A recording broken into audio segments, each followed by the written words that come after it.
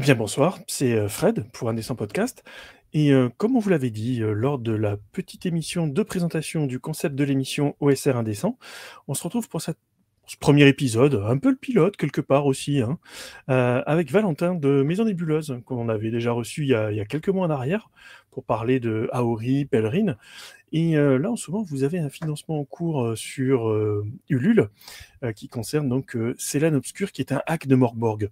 Donc bah voilà, c'était un peu l'occasion de faire une pierre deux coups, hein, si je peux me permettre, à la fois de parler un peu d'OSR et puis du financement que vous avez en cours. Donc bah, déjà, premièrement, bah, ça fait très plaisir de te retrouver. Merci, c'est tout à fait plaisant, même si j'ai du coup un tout petit peu la pression avec le côté pilote. Euh, Non, non, tu verras. C'est une émission voilà, qui sera vraiment dédiée à l'OSR sous toutes ses formes et sous toutes ses coutures, en fait, que ce soit en VF ou en VO. Donc, on aura l'occasion d'en parler en long, large et travers. Ben, justement, tu me permets de poser la première question.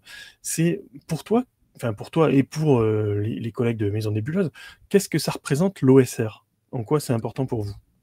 Moi, je crois que je vais commencer par moi, comme ça va être, ça va permettre de poser les bases, et puis après, je vais essayer de parler de tout le monde, mais après, on est quand même relativement nombreux, puisqu'on est de plus en plus un collectif d'auteurs et Eh d'autrices, oui, donc tout à fait. je vais pas pouvoir passer par tout le monde.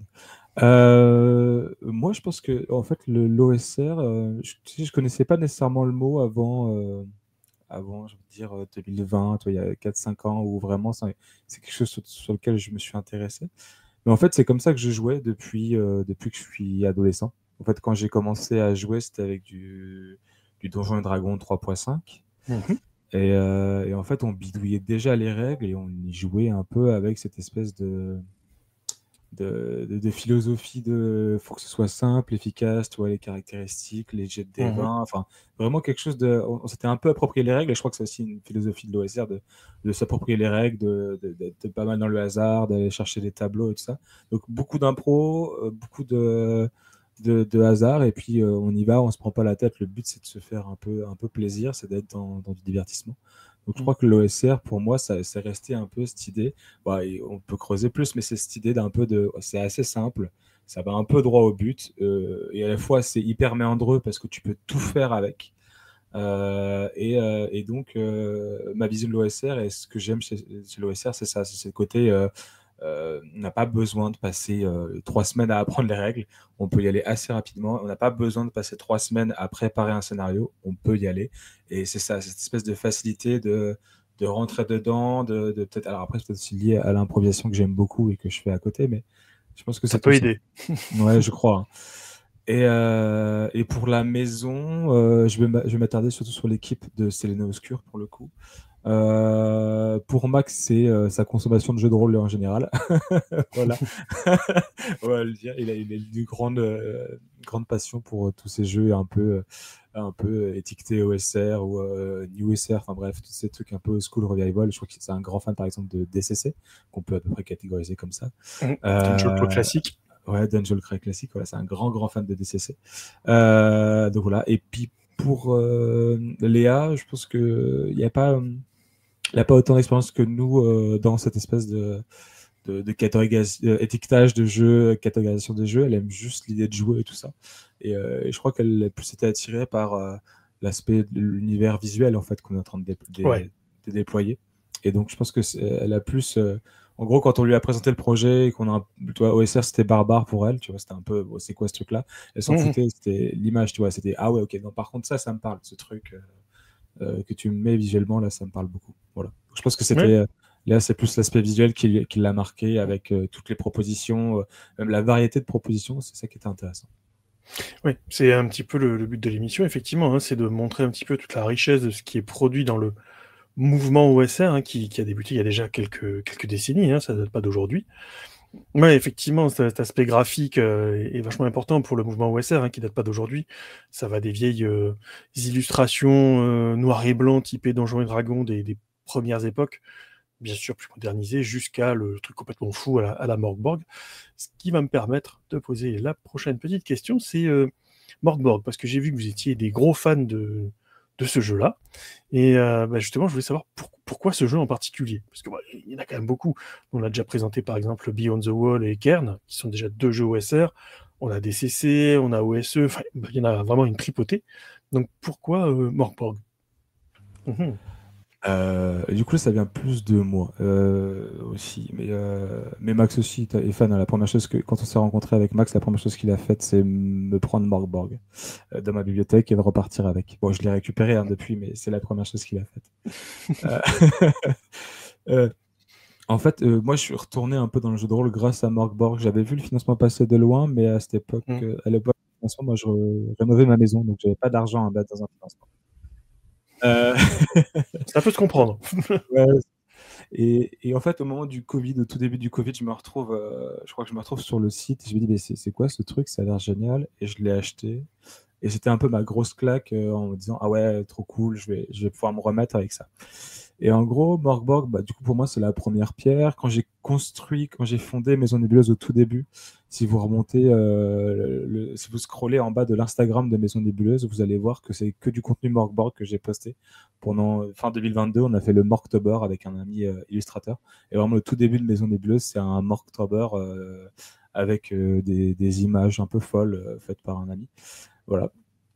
Donc c'est de l'amour lié au jeu, et en fait je pense que cet amour il vient du côté très visuel, on en parlait, de Morkborg. Pour moi c'était une grosse claque visuelle, c'était un peu, tu sais, en fait ce que j'ai aimé, c'était que le jeu s'embarrassait pas de prendre nécessairement des mots, mais parler avec des images, ce qui me parle beaucoup moi en tant que designer graphique. Et c'était un peu, tu vois, si on compare ça à du jeu vidéo, c'est un peu comme si les gars ils se sont dit, attendez, mais le design graphique, c'est un peu du level design. On peut faire de la narration par l'image et on peut raconter tout autant par l'image que par les mots. Et en fait, c'est ça qui a fait que Morkborg a, pour moi, une place toute particulière dans mon cœur. Et je pense que certains qui ont découvert ce jeu ou lui dans les mains ont pris cette claque aussi. Et en fait, c'était, quitte à faire de l'OSR, quitte à aller dans ce délire-là, on s'est dit, oh, on pourrait peut-être tenter, puisqu'on est quand même, on est entre illustrateurs, illustratrices, designers et tout ça, autant se faire plaisir et autant essayer d'avoir la même narration. En gros, vraiment chercher à la fois l'écriture, donc être hyper synthétique et hyper fonctionnel dans ce qu'on va écrire, et en même temps aller chercher à créer de la narration par l'image.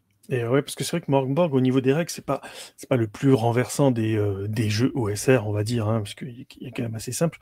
Mais c'est vraiment cette partie visuelle qui est complètement éclatée, où chaque partie de l'image raconte quelque chose en plus des textes que tu peux lire, quoi, effectivement.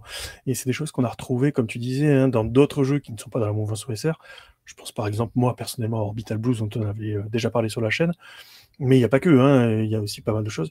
Il y a aussi tout un mouvement Morkborg, hein, donc tu disais que toi tu as déjà produit du contenu pour Morkborg, pas que, puisqu'il y a une petite communauté francophone, mais aux États-Unis, en Angleterre, il y a énormément de productions autour de Morkborg, soit des bestiaires, des scénars, des settings, il y a vraiment beaucoup de choses, quoi. Tu l'expliques comment? Ça a vraiment que le côté visuel ou c'est un peu autre chose? En fait, c'est un peu des deux, c'est ce que tu disais, c'est pas, tu sais, tu disais, c'est un OSR qui est pas si fou en règle que ça, et en fait, je pense que ça participe beaucoup au fait que tout le monde peut se l'approprier. Tu vois, t'as des règles de base, et si tu veux rajouter une couche de complexité ou une couche de quelque chose, le jeu est assez permissif pour que tu puisses le faire. Donc ça, je pense que ça amène pas mal les communautés à s'approprier des jeux, parce que plus tu viens cloisonner ton cadre de jeu, plus c'est compliqué de venir en tant que communauté, les hacks vont être moins permissifs. Mais là, du coup, le jeu permet ça. Et le fait que ce soit marqué visuellement, je pense que ça a aidé beaucoup de gens à se dire, ah, mais en fait, je peux faire pas n'importe quoi, mais je peux vraiment y aller à fond. Tu vois, je peux pousser les potards, on y va. Et je peux aussi me faire plaisir avec du punk, avec des esthétiques du métal. Voilà. Et du coup, je pense que cette espèce de combinaison, qui je sais pas si c'était volontaire ou pas, mais à la fois de règles qui permettent en fait de rajouter cette couche de complexité. Donc hop, on peut vite, toi t'écris 3 lignes de plus et tu crées un jeu, enfin tu crées presque un autre jeu dans le jeu. C'est extraordinaire. Et cet aspect visuel où en gros, tu te prends un peu la tête, tu te dis, bon, je me fais un peu suer à essayer d'imiter, de reprendre des choses qui sont, on dirait que c'est éclaté, alors qu'en fait c'est quand même assez rigide hein, comme fonctionnement. Et là tout de suite, tu peux avoir quelque chose qui rend bien, et qui est facile, enfin qui est accessible. Et en fait, je pense que c'est ça qui fait que Morkborg a réussi à comme ça à rameuter du monde, quoi, à créer des communautés. Créer des sacrées communautés, ouais, effectivement. Alors là, maintenant, on a eu l'annonce, hein, donc Morkborg sera traduit, donc pas avant 2026, hein, donc c'est Studio Agathe hein, qui l'a annoncé, avec un joli bleu, blanc, rouge d'ailleurs, hein, C'est un truc, je trouve, ce qui était plutôt plutôt de bon effet, hein. J'avoue que c'était plutôt pas mal, bien pensé, bien trouvé. Et voilà, donc ça c'est déjà la bonne nouvelle. Et c'est vrai que dans les jeux Morgborg, on a pas mal de dérivés. Donc c'est édité chez Free League, hein, d'ailleurs, on le rappelle, hein, en VO. Ouais. C'est pas eux qui le produisent, mais c'est édité. Et Ouais. donc on a Pirate Borg, on a Castaway, Black Powder and Brimstone. Enfin, bon, il y en a quelques-uns dont on reparlera de toute façon sur la chaîne, hein, on vous les présentera au fur et à mesure. Pour toi, Morgborg, le bouquin de base se suffit à lui-même ou tu nous conseilles un ou deux bouquins en plus pour vraiment avoir quelque chose d'un peu plus touffu ou pas trop? Écoute, bonne question. Non, mais Ça nous le arrive. bouquin, ouais. Non, mais tu vois, je crois que le bouquin, toi, on en parlait de couches de complexité. Quand j'ai reçu le bouquin, la première chose que j'ai voulu faire, c'était le jouer avec des potes. Bon, confinement oblige, on l'a fait sur Discord. Et en gros, j'avais pas nécessairement, tu sais, la même disposition qu'à d'habitude. Et en fait, j'ai pris le bouquin, j'ai pris 2-3 trucs qui me plaisaient sur Internet, justement, communautaire. Et j'ai dit, allez, c'est bon, on y va. Tu vois, j'ai joué aussi une fois le Goblin Grinder, je crois que c'est un scénario Mhm. qui doit être dans Ferretory maintenant, qui a été, tu sais, qui a été fait par la communauté et qui a été mis en bouquin derrière. Ça, c'est cool aussi, tu vois, typiquement, mais quand t'as une communauté qui produit et que les éditeurs disent ça, c'est cool, on vous édite, bon, c'est pareil, ça ramène du monde, quoi. Ouais, Euh... ça aide. Ça aide ça- beaucoup, beaucoup. Ouais. Pareil pour Mothership, euh, entre autres, hein. Ouais, voilà, toutes ces décisions-là, elles sont Mm. hyper intéressantes. Après, c'est Stockholm Cartel, c'est leur truc, c'est leur petit truc à eux, quoi. Ils ont des projets fous avec lesquels ils font vibrer les communautés et tout ça. Je trouve ça hyper Mm. intéressant. Ça va avec une philosophie derrière, effectivement. Ouais. Ouais, c'est ça. C'est une Mm. philosophie qui appartient à l'OSR et qu'on peut rattraper à droite, enfin bref, à droite à gauche, et c'est hyper intéressant de voir comment tout ça, ça communique, quoi. Et enfin, bref, moi, je pense que le jeu peut suffire lui-même. Je veux dire, il y a toutes les règles de base qui sont abordables en une nuit. Tu les prends, tu les adaptes, enfin, tu les intègres assez facilement. Surtout si tu as fait un peu d'OSR ou de jeu simple. Enfin, voilà, un peu de la même mouvance. Et il y a un petit scénario avec du dungeon crawl, hein. Tu explores dans le jeu, ouais, je crois qu'il y a un scénario. Ouais, ça. Il y a un dungeon crawl qui est hyper simple. Et donc, je pense que si tu as vraiment pas envie de te prendre la tête, le livre suffit. Et si tu as envie d'aller plus loin, bah, en 10 minutes, tu as trouvé de quoi faire sur Internet, quoi. Ouais, il y a de quoi Tu faire. vas Ouais. sur, tu vas sur le Reddit, de règle le Reddit, même sans être abonné à Reddit, tu vas sur le Reddit de Morgborg, tu scrolles 3 fois et c'est bon, t'as de quoi jouer pendant 2 ans. Mm. Au C'est moins. ça. C'est ça. On essaiera de vous présenter ça, effectivement. Donc voilà, ça c'était un petit peu la partie explication de voilà, ce qui vous plaît dans ces mouvances et puis ce jeu en particulier. Pourquoi? Parce que justement, donc, comme on disait, hein, vous avez un financement, hein, qui va se finir très prochainement, Ouais. qui est Selen Oscur, donc qui est un jeu un peu pré-apo, on va dire, hein, donc il va falloir essayer d'éviter On a un voilà, truc. l'apocalypse. Et c'est avec une charte graphique donc, qui effectivement fait énormément penser à des trucs voilà, un peu barrés à la Morgborg, effectivement. Et toujours dans cette mouvance, puisque vous présentez un hack de Morgborg. Donc est-ce que tu peux nous en parler un petit peu justement? Ouais, avec plaisir. Oui, nous on l'appelle, je sais plus, on avait trouvé un nom. Et du coup, ben, tu l'as dit, c'est parti de ma tête. Et on a un nom rigolo pour dire que c'est du pré-post-apo. En fait, et l'apocalypse est déjà là, mais t'en as une nouvelle qui arrive, donc de toute façon, il faut trouver des solutions. C'est un peu, Mm. il y a plus de soleil, donc tout va mal.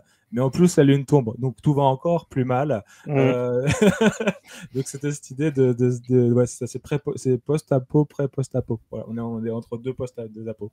Voilà, Mm. ouais, alors l'idée, c'était à la base, on voulait faire un petit supplément pour Morgborg, on voulait pas se lancer dans un hack complet. Et on avait quand même fait un gros objet qu'on avait proposé pour le Zine Quest. Et en fait, on a complètement raté ce financement. On s'est retrouvé avec notre petite communauté, toute petite, à essayer de faire face à des trucs énormes pendant ce Zine Quest 2025. Et on n'a pas réussi, c'était pas tellement. Après, je me rassure en me disant qu'il y a des gros trucs qui n'ont pas fonctionné non plus. Et quand je dis des gros trucs, je Oui. parle vraiment de trucs énormes qui se sont foirés. Et ça, c'est.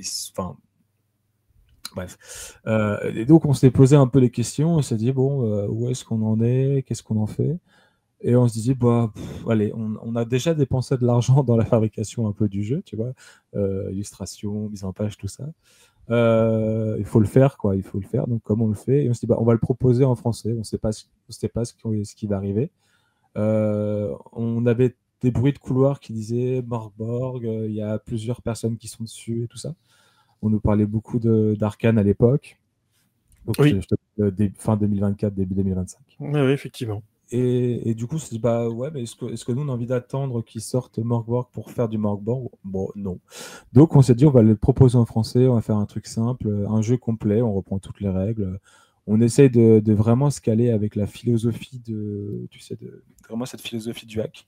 Donc, on a vraiment essayé de traduire toutes les terminologies en se disant, il faut que notre jeu soit compatible avec tous les autres, tous les autres jeux, mais en même temps qu'il ait ses singularités. Donc, on s'est vraiment amusé. Par exemple, on a réussi à garder le DR de difficulty rating. On a trouvé une solution assez rigolote pour le garder. Enfin, on a cherché à plein de choses comme ça pour que un joueur Morkborg ou une joueuse Morkborg, elle puisse juste lire le livre et se dire, en fait, je sais ce que c'est, voilà. Mais je crois qu'il y a plein de nouvelles choses.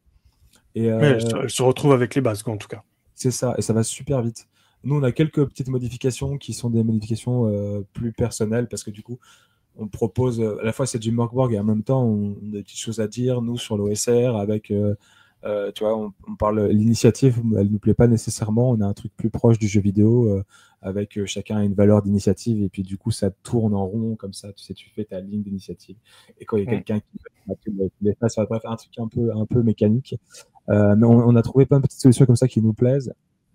Et en fait Neoscure c'est vraiment ce truc de tu sais c'est un hack, donc c'est pas un copier-coller, c'est pas un plagiat, c'est tu prends ce qui te plaît le plus dans le jeu et tu viens le magnifier pour raconter une autre fiction. Tu vois, c'est ça le bon hack. Quelque part, c'est ce truc où c'est pas juste je prends tout et puis je mets un peu d'image et un Ouais, peu surtout que d'idée. là, vous avez fait un hack qui va avec une aventure Oui. En fait, les deux s'appuient l'un sur l'autre, si je comprends bien, quoi. C'est ça. En fait, en gros, les règles, c'est important, je pense que de le dire, c'est que les règles du jeu, sur les 100 pages du livre, il y a à peu près 100 pages, les règles du jeu, je pense que c'est 30%. Voilà, autour de ça, ça va Oui. être 30 pages, tu vois. Ouais, c'est un peu la Et philosophie OSR, ouais. c'est ça. Donc, c'est un peu 30 pages. Et derrière, tu as 60 pages qui t'expliquent comment tu pars à l'aventure. Et tu as 4 chapitres. Bah, on a repris tout ce qui était. C'est notre petit multiverse à nous, là, qu'on va peut-être lâcher un moment, mais avec Aori, Pèlerine, Selene Oscure, Deicide aussi, qui est disponible gratuitement, qui est une espèce de préquel d'un épisode, comme on dit. Selene Oscure, mais qui est un jeu de rôle solitaire, du coup, qui est vraiment autre chose, encore une proposition ludique différente. Je me suis perdu. Et du coup, ouais, les 60 pages qui restent quelque part, c'est que du contenu, genre une rencontre avec des personnages, des objets à trouver. Enfin, du coup, tu as une quantité de choses qui fait que tu peux te lancer vite. Tu vois, on en parlait au tout début. Tu t'es même pas besoin de lire le livre en entier. Tu lis les 30 premières pages avec les règles. Il y a marqué comment tu dois lancer les dés pour faire ton histoire. Si t'as pas envie de te prendre la tête à tout préparer à l'avance, bah, tu ramènes tes joueurs et tes joueuses à table et tu dis, bah, hop, en plus, c'est une spirale. Donc, tu le poses sur le livre. Tu dis, vous lancez les dés, je vais lire ce qui se passe. Tu pourrais presque ne pas avoir de meneur ou de meneuse si tu as envie de foufou. De l'OSR sans meneur, sans meneuse. Mais tu pourrais presque le faire, tu vois. Et dire, le livre, il est mis de la table, on y va et on se lance. Bon, le jeu n'est pas écrit comme ça parce que du coup, on a toute une dynamique quand même de surprise et tout ça qui est très C'est liée ce à que j'allais dire. Morkborg. Vous avez quand même fait une trame narrative qui va vers une résolution de ce qui se passe. Oui, c'est ça. Bah, c'est du grand classique. Enfin, on va pas tout dévoiler, mais c'est vraiment, t'as 4 chapitres avec des rencontres singulières et puis t'as un boss fight à la fin, on va dire ça comme ça. Du coup, il y a même 4 boss fights différents en fonction de ce qui se passe. On s'amusait. Ah oui, ok. Ouais. C'est Elden Ring, quoi. Ouais, c'est une référence, Elden Ring. Il n'y a pas de... Ouais, c'est une... ouais, il y a même tu peux tomber sur des mini-boss, comme on dit, sur chaque chapitre, tu as des mini-boss. Ouais, Elden Ring, c'est la vie. Enfin, toutes les Souls-like, tiens, Max en est hyper fan, donc ouais, puis j'ai l'impression que beaucoup d'OSR récents, un peu Dark Fantasy, etc., vont beaucoup lorgner sur ce genre-là, hein, sur les Souls-like, comme on dit, quoi. En termes de jeux vidéo, en tout cas. Mais tu vois, on parlait de level design, mais c'est pareil, tu vois, c'est ces jeux qui sont capables de faire de la narration par l'image, en fait, et après, en plus, c'est cryptique, donc il faut que tu ailles fouiller. Alors, c'est encore pire que nous, parce que du coup, c'est des médias dans des médias dans des médias, mais du coup, tu trouves un objet, et si tu vas lire la description de l'objet, tu vas découvrir un truc qui peut Tu auras des bribes d'infos qui te renvoient à d'autres choses. Et qui va te lancer une quête si, par exemple, tu trouves au bon endroit au bon moment, parce que tu as lu l'objet, que tu as trouvé à un autre endroit à un autre moment. Et ça, on ne peut pas nécessairement le faire avec du jeu de rôle, mais si je trouve une solution un jour, je le fais. Non, c'est plus compliqué Clairement. parce que c'est lié au choix des joueurs, C'est ça. donc c'est toujours un peu compliqué. Donc ouais, bah écoute, j'en profite, on va regarder quand même un petit peu la page du financement, c'est toujours plus sympathique. Et donc bah, on se retrouve avec la page du financement qui est sur Ulule. Donc au moment où on enregistre, on est le lundi, voilà, parce qu'on est comme ça. Voilà un petit peu les coulisses du tournage. Quand vous verrez cette émission, il ne restera qu'un jour ou deux avant la fin du financement. Donc c'était un petit peu l'occasion de vous présenter aussi la page, ce qui est quand même toujours sympa. Vous voyez, ça fait effectivement très Morgborg avec ce joli gif animé là qui claque bien, quoi. On va dire ça comme ça. Ça pareil, c'était quelque chose que vous aviez voulu là pour que ça attire la rétine, comme on dit. Ah oui, bah, ouais, tu sais, quand je te disais on se prend plus la tête, on se prend plus la tête aussi non plus sur la communication, on se fait kiffer. Là, j'avais envie de faire des gros trucs qui avaient partout, je voulais que ça claque. Je dis, bon, allez, là, c'est un des trucs vachement bien chez Lul, c'est que tu peux mettre des Oui, images de couverture en GIF, c'est assez ouais, extraordinaire. ouais, c'est Et vrai là, que c'est très sympa. ouais, et là, on s'est dit, ok, les bugs comme ça, c'est assez simple à faire. Enfin, du coup, je suis pas du tout animateur. Et je suis totalement nul pour animer des images. Mais là, en fait, c'est de l'image par image. Ouais. Donc, c'est moi qui viens bidouiller des images et qui fait des gifs. C'est vraiment d'une simplicité assez extraordinaire. Et ça permet de faire plein de choses. On l'a fait sur les reels d'Instagram, on l'a fait Mm. sur le Kickstarter en version anglaise qui est sorti là récemment. Bref, ouais. Là, il fallait que ça pousse. Il fallait qu'on dise on est là, on est là, on est là. Ouais, ouais, non, j'avoue que c'est que le petit fond rouge qui va bien, c'est genre, tu vois mon côté sanglant? Allez, viens me tâter. Bon, bref, vous avez compris. Donc voilà, vous êtes financé, hein, comme on le disait tout à l'heure en off. Donc vous êtes déjà financé, donc ça c'est cool. Comme voilà, vous aviez déjà un petit peu avancé, etc. Donc ça aide aussi à ce que le projet soit tenu correctement au niveau financier. C'est toujours important, hein, qu'on perd pas trop non plus. Est-ce que vous êtes plutôt content du démarrage ou comment vous le sentez? Oh bah, moi, je vais être tout à fait honnête avec toi. On avait plutôt comptabilisé sur une centaine de contributions Mhm. pour qu'on soit vraiment parfait. On Ouais, les a pas. Mais comme je te disais, comme on avait un peu investi avant, bah, ça nous permet de dire on a suffisamment pour continuer la production correctement. Maintenant, mhm. c'est encore une fois, c'est le truc du festival. Plus t'as de places prévendues, plus tu es capable d'être sûr de ce que tu vas vendre, tout ça. Donc, Eh oui, on bien est sûr. sur même, voilà, même économie, c'est-à-dire que plus on vend maintenant, plus on est sûr de pouvoir investir, je vais dire, judicieusement dans le temps pour une production sereine. C'est que du coup, quand tu n'as pas d'argent, tu as du temps. Ça, c'est l'autre. Oui, C'est effectivement. l'autre truc. Mais non, non, on espérait avoir une centaine de contributions. Je disais que c'était faisable pour un hack de Morkborg en francophonie. D'autant qu'en plus, on vise, enfin, la livraison en Europe et au Canada est faisable sur ce financement. Voilà. D'accord. Ça, c'était un de nos souhaits, c'était de pouvoir aussi envoyer un livre à des frais plutôt raisonnables à nos amis québécois. Oui, parce que c'est vrai que c'est compliqué hein, pour eux, hein, le transatlantique avec les frais de douane et autres, ça fait un peu mal. Hein. Ça pique. Ah ouais, ouais, ouais, ça pique Bon. méchamment.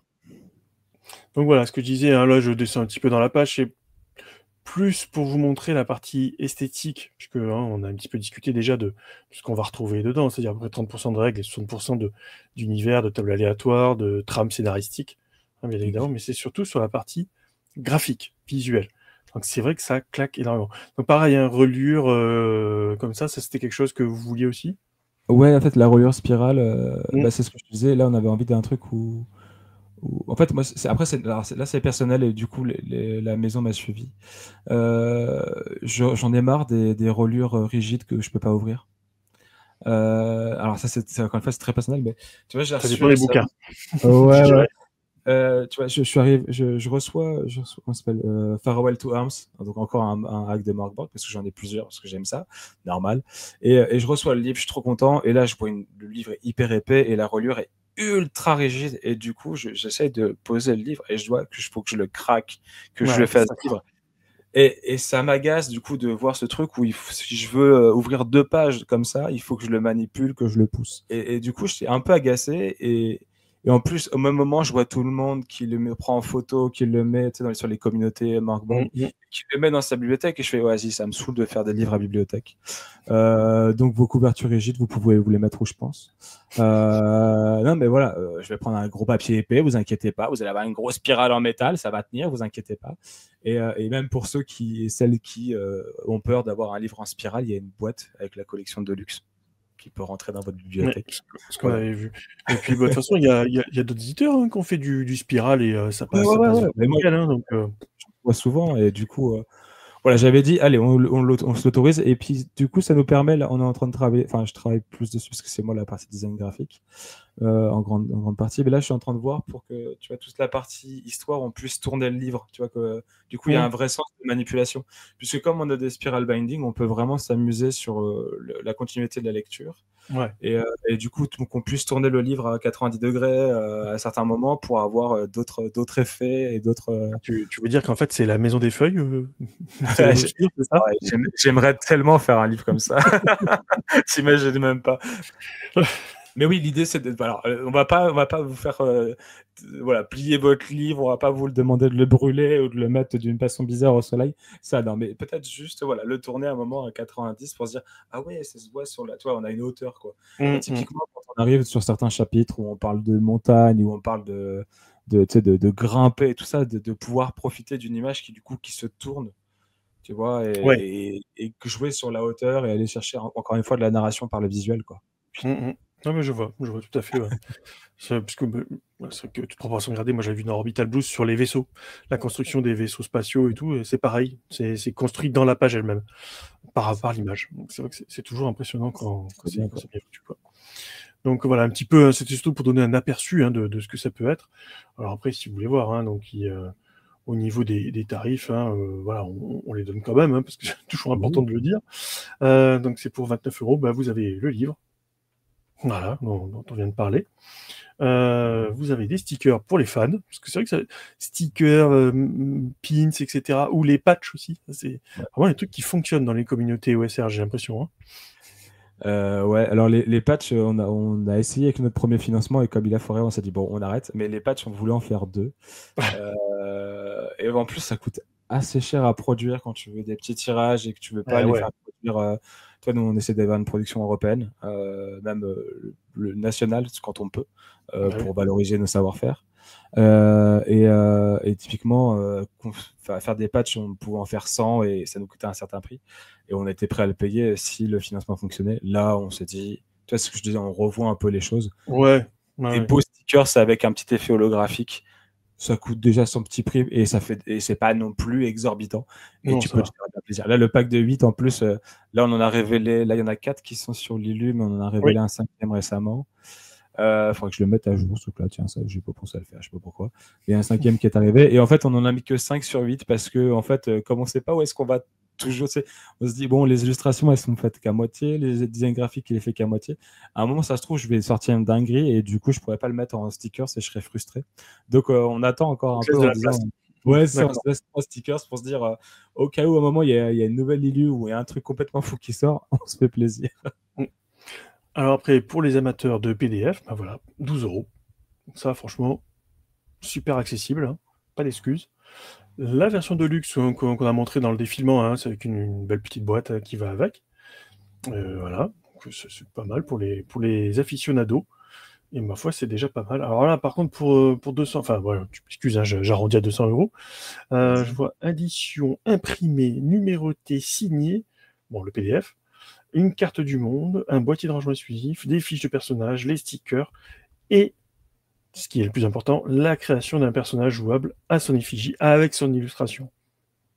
Donc, ouais, c'est notre petit kiff. Si tu descends un peu, je crois que tu vas voir, on en a fait un exemple avec Elliot, qui est un influenceur métal qu'on aime beaucoup.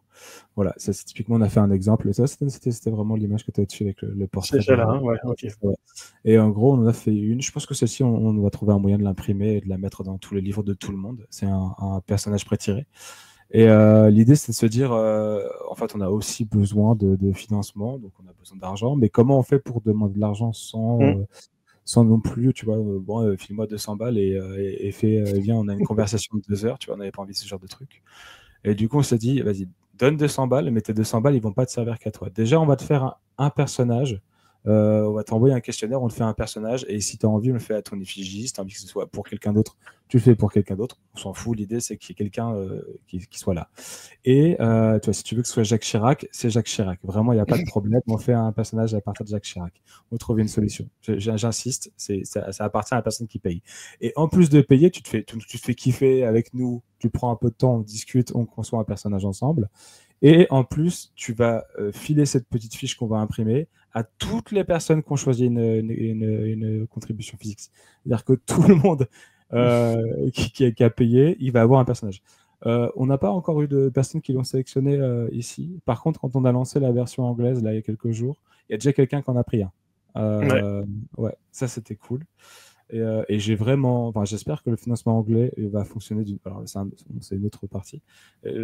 Va fonctionner pour qu'on puisse avoir des croisements entre les deux financements. Oui, entre les deux, ouais, bien sûr. Ouais, et que ça nous tue de rire vraiment de pouvoir de faire un personnage prétiré à l'effigie de quelqu'un, parce que on trouve ça rigolo de pouvoir le faire. On le fait pas pour nous, on le fait pour vous. Oui, ça rejoint un peu ce qu'on disait en préambule quand on parlait d'OSR. C'est vraiment l'aspect communautaire qui fait la grosse différence, en fait. Et créer son perso, si c'est pas du communautaire, je sais pas trop ce que c'est. Bon, voilà. Donc effectivement, il y a cette proposition-là, plus la proposition boutique, bien évidemment. Ouais. Ça fait toujours plaisir. Donc voilà, c'était surtout l'occasion, comme je disais, hein, le scroll sert surtout à montrer la patte graphique, maquette, illustration, texte, comment ça s'intègre dedans, qui est vraiment dans ce que tu disais, la philosophie Morkborg, un truc un peu éclaté, où l'image sert le propos, quoi. Ouais, et puis on essaye de garder à la fois cette esthétique très empruntée de Morkborg, avec les inspirations doom metal, les inspirations très punk, et en même temps on essaye quand même d'amener un peu notre patte graphique un peu à nous, nos esthétiques, nos envies visuelles. Donc je pense qu'on arrive on essaie de trouver un équilibre. Je sais pas si on arrive parfaitement. Moi pour l'instant je suis pas mal satisfait de ce qu'on a réussi à faire. Mais c'est ce truc entre Morkborg et Maison Nébuleuse. On essaie de trouver le point de jonction. Ok, écoute, hop, voilà, tu vois, j'enlève la page du financement. Donc voilà, ça nous permet de faire un petit point sur ce que vous avez en cours. Bien évidemment, il y avait déjà eu Grok, Pèlerine, Aurine, il y a déjà eu pas mal de choses auparavant. On en avait déjà parlé lors d'une précédente émission. On en reparlera sûrement pour d'autres financements. J'ai une petite question bonus pour toi, avant qu'on clôture cette première émission. C'est toi, tes derniers coups de cœur dans la mouvance OSR, ou autre, après tout, peu importe. Mais le truc qui te tape un peu en jeu de rôle ces derniers temps.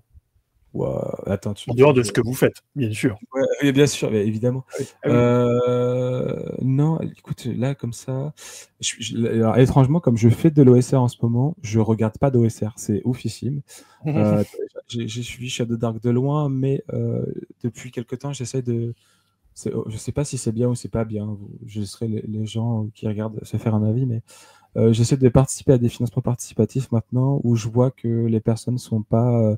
tu vois, quand ça dépasse 20 000 balles, je vais pas mettre de l'argent dedans. Voilà, au bout d'un moment, quand il y a 100, 200 personnes qui commandent, je me dis, ok, est-ce que cette personne n'a pas besoin de moi, en quelque sorte? Tu vois, 500%, c'est bon, on passe à autre chose. Donc j'essaie plutôt d'aller chercher des toutes petites perles un peu bizarres à droite, à gauche. Et j'ai une idée d'un jeu que j'ai financé 9 €, un américain, et il me l'a envoyé dans une lettre toute petite. En fait, c'est des cartes, il y a 9 cartes à jouer, recto verso. Le jeu tient sur 9 cartes. Et ça s'appelle Korg, K-O-R-G. Et en fait, c'est un jeu avec des D6. Il y a très peu de choses. Ça passe aussi un peu par le visuel et par l'imaginaire. Et en gros, c'est vraiment du dungeon crawl punitif à l'ancienne. Tu lances des dés, tu essaies d'explorer, tu fais des choix, tu meurs. C'est vraiment, tu sais, ce fameux porte monstre. Die and Retry. Ouais, ça. Et en plus du Die and Retry, hyper navet, ce que j'adore. Donc, c'est du porte monstre trésor avec du Die and Retry sur des cartes à jouer. Je trouve ça génial. Et surtout, ça m'a coûté 9 €. Et dans ces 9 €, il y avait les frais de port dont ils se chargeaient. Donc, j'ai vraiment payé que dalle. Oui, tu t'es ruiné, quoi. On a bien compris. Ah, c'est ça. Non, mais, et c'est là où j'invite les gens aussi à réfléchir. Tu vois, t'as pas besoin de dépenser 300 balles pour avoir un jeu magnifique, ou un truc. D'accord. Tu vas être 9 balles pour un financement. Je crois que la personne, donc l'auteur, J'ai essayé de me rappeler de son nom et j'ai pas envie de dire de bêtises. Donc On je le vais pas le dire. retrouvera, vous le verrez apparaître pendant qu'on discute. C'est Tout ça. sera maîtrisé. Mais l'auteur, il a envoyé, il y a un petit mot qui dit merci et je trouve ça génial. Et je crois qu'il était même pas à 1000 dollars ou 1000 euros quand j'ai participé. Et du coup, enfin, voilà, c'est un peu un mes petits coups de cœur. J'en ai d'autres, hein, mais celui-ci, c'est vrai que quand je l'ai reçu, parce qu'il me l'a envoyé rapidement, je m'attendais pas à ce que ce soit déjà aussi, tu sais, enfin vraiment ce petit mot à la main écrit dans un petit écrin de papier qui tient ses cartes. Et tu le reçois et tu prends 10 minutes à comprendre les règles, ça va super vite. Mmh. Et pour autant, tu vois, on parlait de couche communautaire, je suis sûr que tu peux rajouter une règle en plus et ça crée un tout autre jeu. Et en fait, j'ai trouvé ça génial. Et effectivement, lui, il l'a fait. Parce que je crois du coup, il a adapté Korg à Morkborg. Du coup, je pense que c'est à moitié fait exprès, mais je pense qu'il a fait un Morkborg de Korg et il a fait un Cyborg de Korg, encore un hack. Mais du coup, c'est autre chose. Mais tu vois, il a réussi à créer avec ses règles simples plein de petites espèces de constellations de jeu qui est hyper intéressante. Et encore une fois, c'est pas du grand jeu de rôle, c'est pas beaucoup d'interprétation et tout ça, mais c'est ce truc qui fait que mécaniquement, c'est d'une simplicité Mmh. euh, Ça fonctionne, folle, quoi. c'est Ouais. ça. Et avec un peu d'imaginaire, bah, tu peux tout inventer, quoi. Enfin, tu vois, et puis c'est du solo, donc tu peux jouer tout seul. Tu veux Mmh. inviter tes potes, tu fais une course, ouais, chacun, comme à chaque fois, c'est des endroits que tu explores. Tu dis, chacun explore le lieu, le premier qui finit, il a gagné, tu vois. Le premier qui meurt, il a perdu, hein. Mais tu vois, Petit compétitif, quoi. ouais, c'est ça. Du coup, tu vois, c'est ce que j'aime avec ce genre de jeu, c'est que c'est simple, mais ça t'ouvre des portes. OK, bah, écoute, on ira voir ça. On arrive, bah, à la fin de cette première émission, donc, bah, déjà, premièrement, on te remercie énormément d'avoir accepté cette petite invitation et puis d'inaugurer cette nouvelle formule avec nous. On aura l'occasion, hein, de rediscuter sur les prochaines émissions de l'historique de l'OSR, des jeux quelques jeux emblématiques, bien évidemment, parce qu'il y en a quand même dans ce mouvement et puis, bah, d'aller voir, comme tu viens de nous dire, par exemple, pour Korg, d'aller voir un peu d'autres productions, d'autres trucs peut-être un petit peu plus, pas underground, parce que c'est ridicule de dire ça, mais voilà, des choses peut-être, qui passent un peu plus sous le radar bah, pour vous en parler et vous montrer toute la richesse de ce courant qu'on appelle l'OSR, l'Old School, Revival ou Renaissance, c'est comme vous voulez. On aura l'occasion de définir tout ça lors des prochaines émissions. Mon cher Valentin, c'était un vrai plaisir de te retrouver et puis, Ah ben, oui. on se retrouve, bah, à la prochaine, quand tu veux. Voilà. Ouais, on va avoir plein de trucs à faire, mais on sera plus calme sur les gros projets. On va peut-être pas faire des Korg en 9 cartes, mais on va faire des projets un peu plus petits et plus fous, ludiquement en tout cas. Oui, et puis, bah, ce sera l'occasion d'en reparler ensemble avec très grand plaisir. Eh ben, écoute, je te remercie et puis, bah, pour ce Merci qui nous beaucoup. concerne, on se retrouve le mois prochain pour le prochain épisode d'OSR Indécent. D'ici là, portez-vous bien et à bientôt. Salut, salut!